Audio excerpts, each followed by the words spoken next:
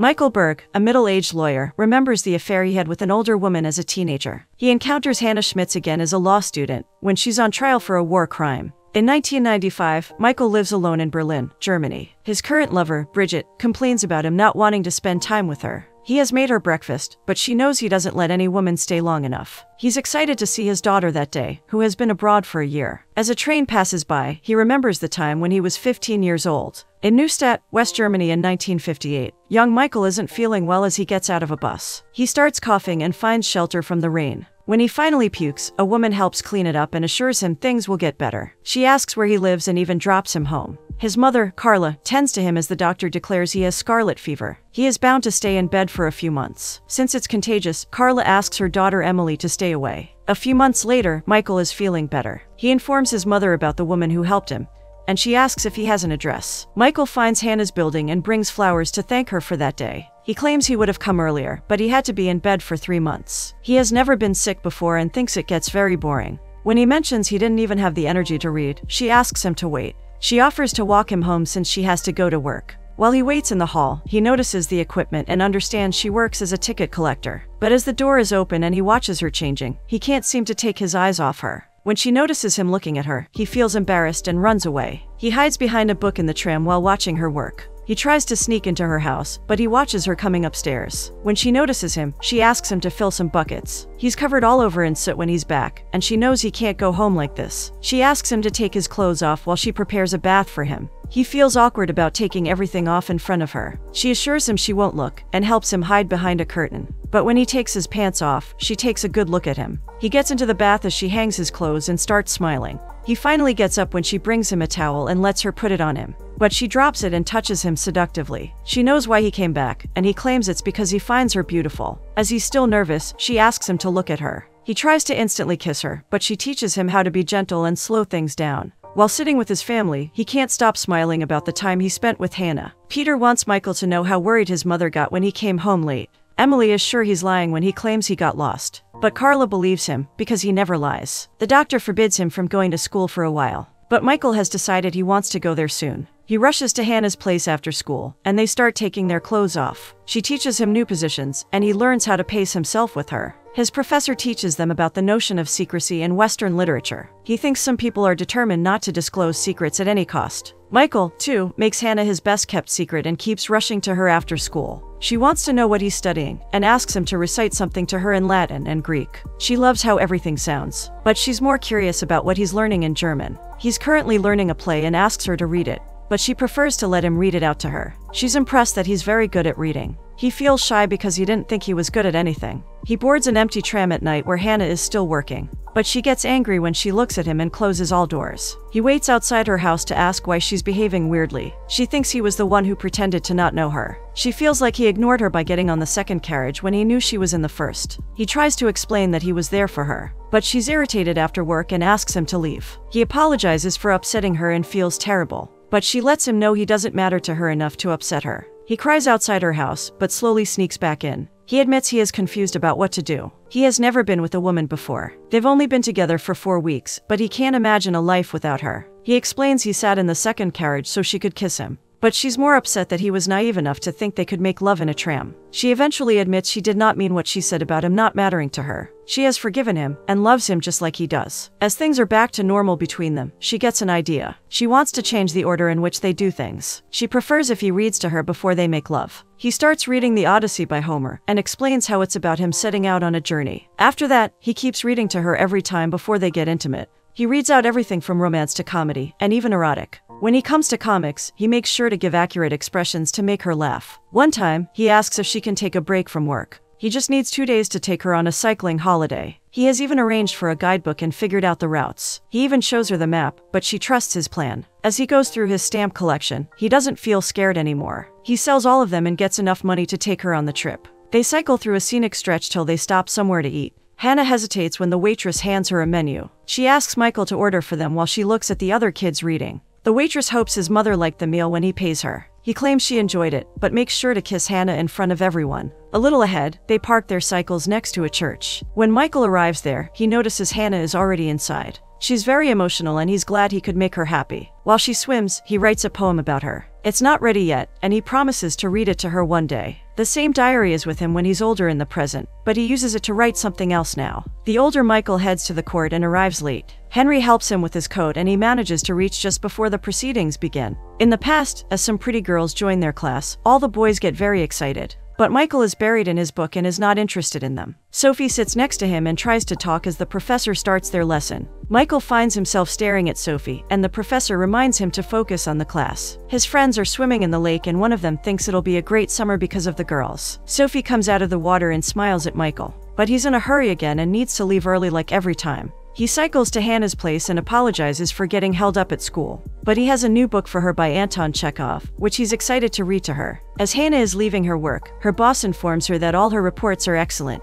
She gets a promotion, but she doesn't seem too happy. Sophie and Michael are playing with their feet in the water when his friends want to take him somewhere. On his birthday, they have planned a surprise party. He feels guilty, but claims he needs to go again since he promised someone. Hannah seems distracted when he's reading to her that day. She claims nothing is wrong, but is clearly angry. This upsets him too, since she never asks about him. It's his birthday, but she just wants to start a fight. He doesn't like that everything has to be on her terms. He even lets her know he's missing a party his friends threw for him. She asks him to leave if he wants to, but he tries to kiss her. She slaps him this time and walks off. He doesn't understand what's happening, but she explains that neither of them needs to apologize. She gives him a proper bath, after which they make love again. When they're done, she asks him to go back to the party. When he's sitting with Sophie near the lake, something doesn't feel right. Hannah starts finishing some chores and leaves after packing her bags. He realizes he misses her and runs to Hannah's house. He finds it empty with all her stuff missing. After sleeping on her bed, he comes back home. Peter asks them to get him something to eat. He claims he always knew Michael would come back to them eventually. He goes for a swim in the lake alone this time. In the present, Michael is still thinking about that time when someone reminds him he has to meet his daughter. Julia is equally excited to see him and he asks what she has decided. She explains that she needed to just get away for a bit, and chose Paris. He thinks it's because he was always a difficult father. She insists that she always knew he was distant, but felt like it's her fault. He asks her not to blame herself and drops her home that night. He remembers an incident from 8 years after his affair ended with Hannah. At Heidelberg Law School in 1966, Michael is one of the few students attending Professor Roll's special seminar. Roll notices how small the group is and thinks that makes it special. As Michael jots down the reading list, his classmate Marthe talks to him. She watches some boys fighting and approaches Michael in his room. She notices he's working very hard and assumes he's serious. She wonders if he wants to take a break, but he postpones hanging out for later. Roll takes his students for witnessing a trial, and Michael notices police all around. Roll explains that they're only worried about the demonstrators. When the trial starts, Michael and Marthe bend down to take notes. He blushes when Marthe refuses to take the pen he offers. But his smile is wiped off when he hears the name Hannah Schmitz. She is now 43 years old, and he learns that she joined Schutzstaffel, or SS, a paramilitary organization under Hitler, in 1943. This was 15 years before she met him for the first time. She was working at the Siemens factory and was offered a promotion at the time.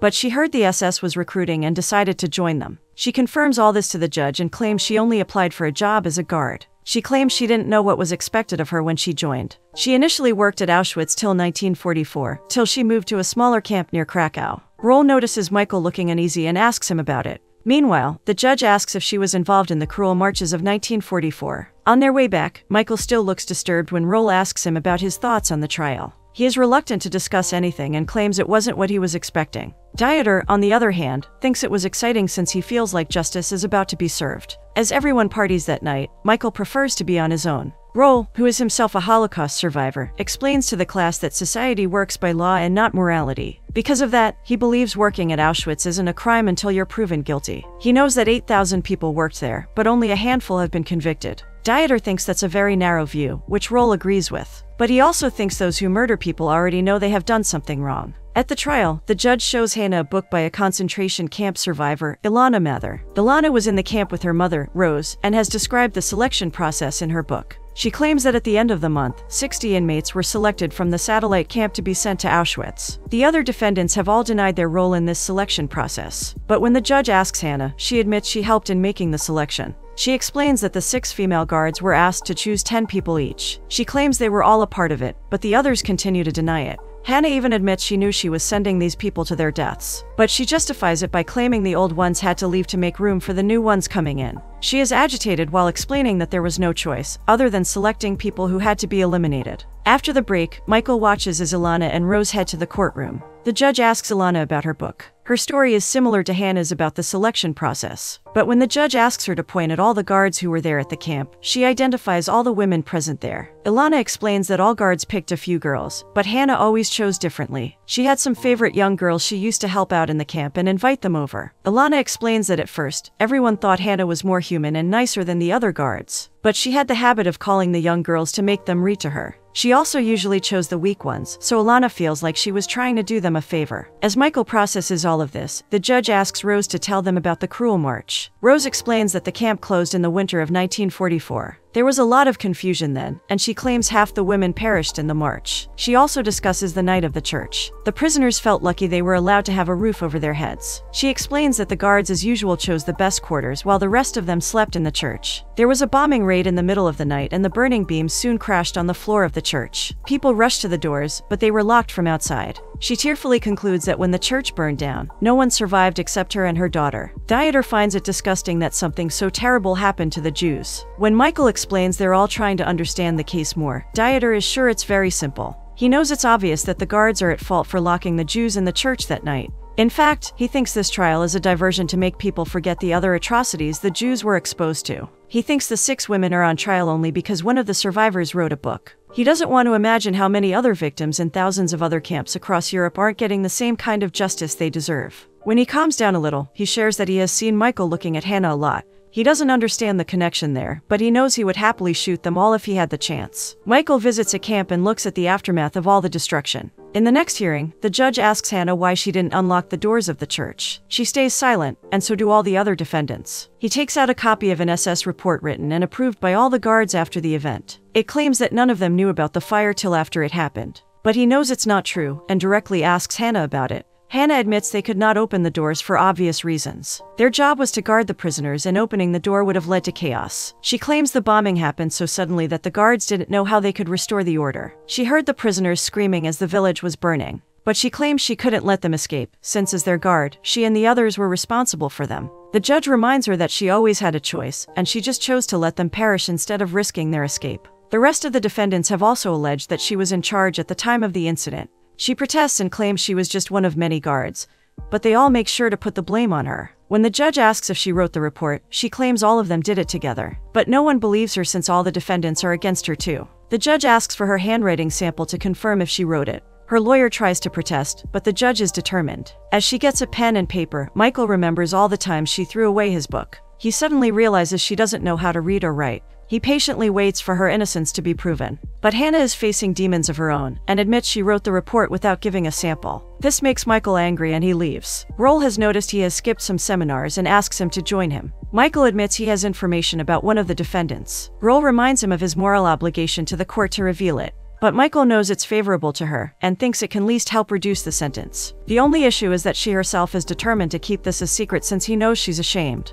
Roll doesn't understand his connection to her, and even he doesn't explain it properly. But Roll wants him to know that people's actions are more important than how they feel in any situation. Michael decides to visit Hannah in the prison and waits patiently. When it's finally his turn and he is walking with the others, he changes his mind and turns back. He goes to Mard's room and finally responds to her advances and kisses her. He wakes up in the middle of the night, since he wants to sleep by himself. But he keeps thinking about Hannah as they get dressed. As Hannah enters the court, people in the audience start calling her a Nazi and insult her. The judge announces the sentences of all the defendants. While Hannah is found guilty of murdering 300 people in the church, the others are found guilty of abetting the murders. The others are sentenced to 4 years in prison, but Hannah gets a life sentence because of the special role she played. Michael is heartbroken as he makes his way back on the train. The older Michael travels in a train with young Julia in 1976. He brings her to Neustadt to his own house to meet Carla. She isn't too happy she doesn't get to see her granddaughter too often. Michael has made the trip to inform her that he is divorcing his wife, Gertrude.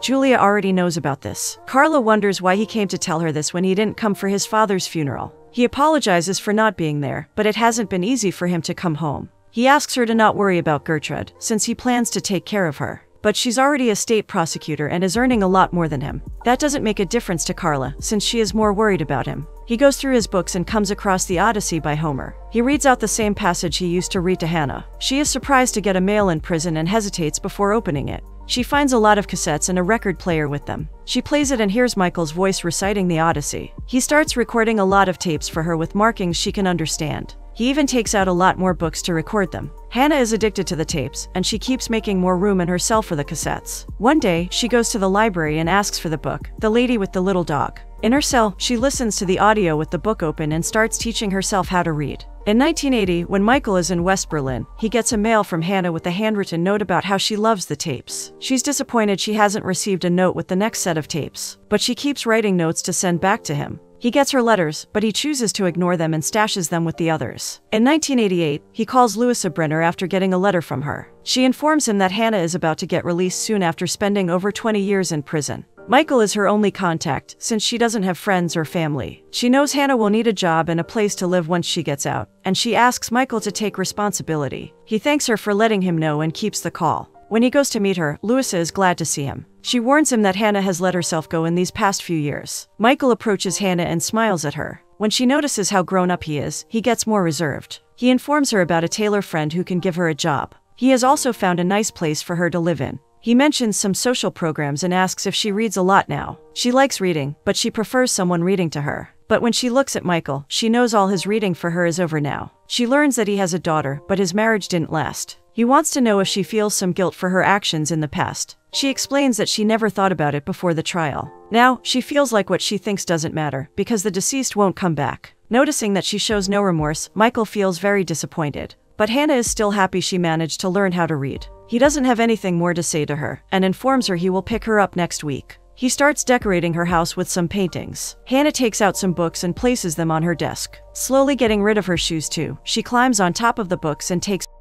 When Michael comes to get her, Louisa takes him to her room. He is proud that she learned to write when he notices an excerpt pasted on her wall. Louisa informs him that Hannah never intended to leave, because she never packed. She even left her a will, and she wants to read out the part concerning him. Hannah wants him to have an old tea tin with some money. She wants him to give it to Alana to do as she pleases with it. He visits Alana in her beautiful home in the United States. He claims he was there for a conference in Boston. She received his letter, but claims she doesn't understand what exactly he wants. He reveals that he attended the trial 20 years ago, and remembers seeing her there. Her mother has since passed away, and it has been a few years. He informs her about Hannah's recent passing and claims she was sort of a friend. He explains that she was illiterate for most of her life till she taught herself how to read in prison. Alana doesn't think that justifies what she did, and Michael agrees with her. He hesitates when he further explains he sent tapes to her. She knows he's hiding something, and he admits about the affair to her. He claims he was only 16 then, and it only lasted for a summer. But she can tell from his expressions that Hannah had a huge impact on his life nonetheless. She recalls how hard life was at camp for her, and insists that she can't forgive her, if that's what he's asking.